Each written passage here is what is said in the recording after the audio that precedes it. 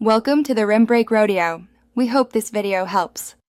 In this video, I will explain how to make a sea moss drink. First, you'll want to thoroughly clean your raw sea moss. Rinse it well under cool water to remove any sand or debris. After cleaning, place the sea moss in a bowl and cover it completely with fresh water. Let it soak for at least 4 hours, or even better, overnight. This step is crucial as it rehydrates the sea moss and makes it much easier to work with for the next stage.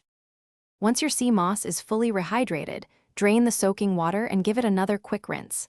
Now, it's time to transform it into a gel. Transfer the rinsed sea moss to a high-speed blender. Add just enough fresh water to cover the sea moss, usually about 1 to 2 cups depending on the amount. Blend on high until you achieve a smooth, thick, and consistent gel. This might take a few minutes, so be patient for that perfect texture. Now for the fun part, making your delicious sea moss drink.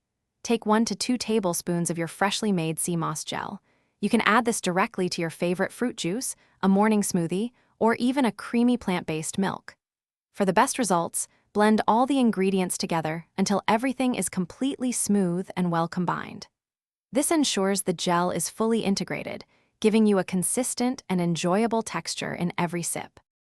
To keep your sea moss gel fresh, store it in an airtight container in the refrigerator. It will typically last for up to 3 weeks, so you can enjoy its benefits regularly.